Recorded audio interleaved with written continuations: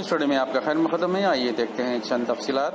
नरेंद्र मोदी के वज़ीर-ए-आज़म बनने के बाद में इस मुल्क में फिरकापरस्त ताकतों में इजाफा हुआ है। सदर मजलिस का बयान। यकीनन इससे कोई इनकार नहीं कर सकता कि नरेंद्र मोदी के वज़ीर-ए-आज़म बनने के बाद इस मुल्क में फिरकापरस्त ताकतों के उनके हौसले और बुलंद हुए हैं। इस बात से कोई इनकार नहीं कर सकता कि नरेंद्र मोदी की क़यादत में जब से बीजेपी की हुकूमत बनी उस वक्त से इस मुल्क में एक मंसूबाबंद तरीके से हिंदुत्व की आइडियोलॉजी को प्रमोट भी किया जा रहा है, उसको एक्सेप्ट भी करवाया जा रहा है और जो अंग्रेजी का लफ्ज है उसको एंट्रेंस भी करवाया जा रहा है।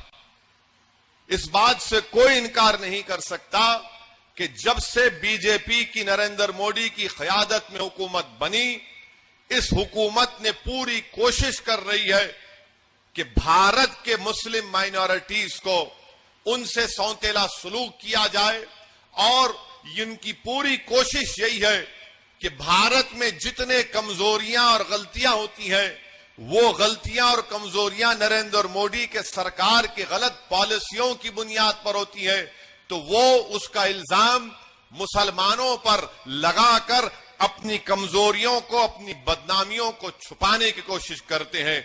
इससे कोई इनकार नहीं किया जा सकता कि जब से नरेंद्र मोदी की सरकार बनी है वो भारत के संविधान को कमजोर नहीं बल्कि उसकी धज्जियां उड़ाने का काम कर रहे हैं।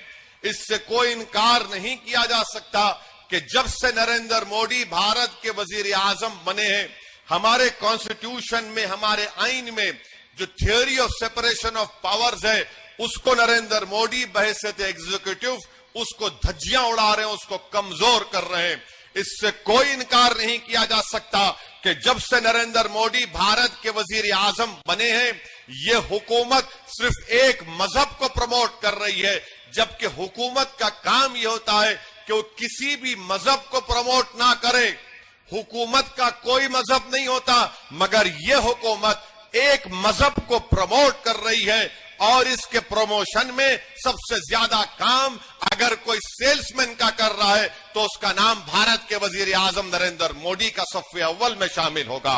इससे कोई इनकार नहीं किया जा सकता कि जब से नरेंद्र मोदी की हुकूमत बनी है अनकॉन्स्टिट्यूशनल तरीके से अपनी अददी ताकत की बुनियाद पर भारत की लोकसभा में अनकॉन्स्टिट्यूशनल कानून को बनाया जा रहा है जिसमें ट्रिपल तलाक भी शामिल है।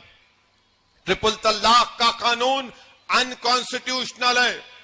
यह कानून बनाकर नरेंद्र मोदी की हुकूमत ने यह बता रहे हैं कि अगर इस कानून के तहत किसी मुसलमान को गिरफ्तार किया जाएगा और दूसरे मैरिजेस की एक्ट में कानून के तहत किसी को गिरफ्तार किया जाएगा और कोर्ट दोनों को सजा देती है, तो अगर किसी मुसलमान को सजा होती है तो 3 साल और किसी गैर मुस्लिम को सजा होती है तो 1 साल।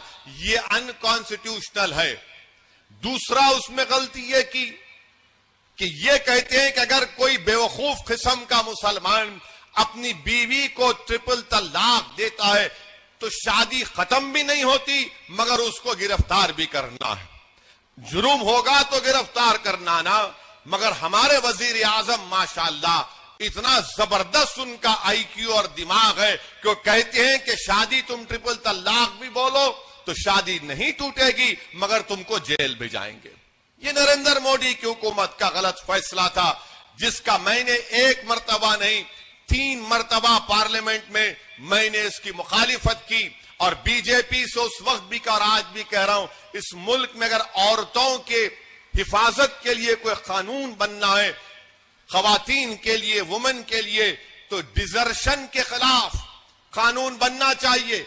यह नहीं हो सकता कि आज हमारे देश में, हमारे कंट्री में 3.2 मिलियन ऐसी मैरिड वुमेन है, शादीशुदा है मगर अपने शौहर के साथ नहीं है। शादीशुदा है जिसमें हमारी गुजरात की एक भाभी भी शामिल है। उनको भी इंसाफ मिलना है, सबको इंसाफ मिलना, मगर उस पर कानून नहीं बनाएंगे। इस बात से कोई इनकार नहीं किया जा सकता कि नरेंद्र मोदी जब ट्रिपल तलाक का कानून बन रहा था, मैंने पार्लियामेंट में वोटिंग की डिवीजन का मुतालबा किया। जाकर आप रिकॉर्ड देख लो। आज ये डीएमके कांग्रेस के लोग असदुद्दीन ओवैसी को और टीटी दिनाकरन के अलायंस को कहते हैं बी टीम है। आपने क्यों वोट नहीं दिया? क्यों वोट नहीं दिया आपने? इस बात से कोई इनकार नहीं कर सकता कि नरेंद्र मोदी की हुकूमत ने अनलॉफुल एक्टिविटीज प्रिवेंशन एक्ट का कानून बनाया। अमित शाह जुलाई 2019 में कानून लाए और उसको इतना बदतरीन और गलत तरीके से बना दिया। आपको मालूम उस कानून की तायीद कौन कर रहा था? मैंने पार्लियामेंट में खड़े होकर मेरी स्पीच है, सुनो आप। चिदम्बरम के बेटे कार्तिक चिदम्बरम जो एमपी हैं तमिलनाडु के, उनके सामने कहा कि 2008 में जब यूपीए की गवर्नमेंट थी उस वक्त भी मैंने अपोज किया था। जब चिदम्बरम होम मिनिस्टर थे, मैंने यूपीए के साथ होते हुए मैंने उस बिल की मुखालिफत की और उस वक्त भी कहा 2019 में जब अमित शाह उसके अमेंडमेंट लाए उस वक्त भी कहा यह कानून का इस्तेमाल सिर्फ मुसलमान पर, दलित पर, आदिवासी पर और उन इंटेलेक्चुअल्स पर होगा जो एंटी गवर्नमेंट होंगे। और मैंने पार्लियामेंट में खड़े होकर कहा कि मैं अल्लाह से दुआ करता हूं कि कांग्रेस के लीडरों को जेल में डाला जाए। वो कम से कम 5-5, 6-6 साल, 7 साल जेल में रहकर निकलेंगे तो तब उनको दलित, आदिवासी और मुसलमानों की तकलीफ समझ में आएंगी। तो कांग्रेस के पूरे एमपी खड़े हो गए, कार्तिक चिदम्बरम भी खड़े हो गए। मैंने कहा तकलीफ हुई ना अब तुमको तकलीफ हुई ना अब? बोले तुम्हारा जिक्र किए तो तुमको तकलीफ हुई। ये नरेंद्र मोदी की हुकूमत ने काम किया। कांग्रेस पार्टी ने यूएपीए बिल का सपोर्ट किया। मैं डिवीजन का मुतालबा किया, वोटिंग का, तो क्या डीएमके ने वोट दिया? कांग्रेस तो आज डीएमके के साथ भाई भाई बन के फिर रहे, मोदी का साथ दिए। और डीएमके जब मैं वोटिंग किया, वोटिंग का डिवीजन का मुतालबा किया तो डीएमके वॉकआउट कर गए। मैं पूछा डीएमके के लोगों को, वोट डालो ना। वो नो इनफ, हम जा रहे, वी आर गोइंग। मतलब क्यों जा रहे? ठहर के रजिस्टर कराओ। नहीं, सिटीजन अमेंडमेंट बिल लाया गया। मैंने पार्लियामेंट में उस बिल को फाड़ा अनकॉन्स्टिट्यूशनल कहकर।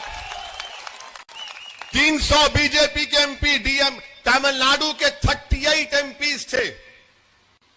मैंने डिवीजन किया, बोला वोटिंग करो। डीएमके चले गए, कांग्रेस पार्टी चले गई। आपको मालूम, मैं जब वोटिंग का मुतालबा डिमांड किया तो मेरे को खाली 6 वोट मिले। 6 वोट मिले मेरे को। डीएमके वोट नहीं दिए, कांग्रेस वोट नहीं दिए और आकर बोलते हम CAA को इंप्लीमेंट नहीं करेंगे।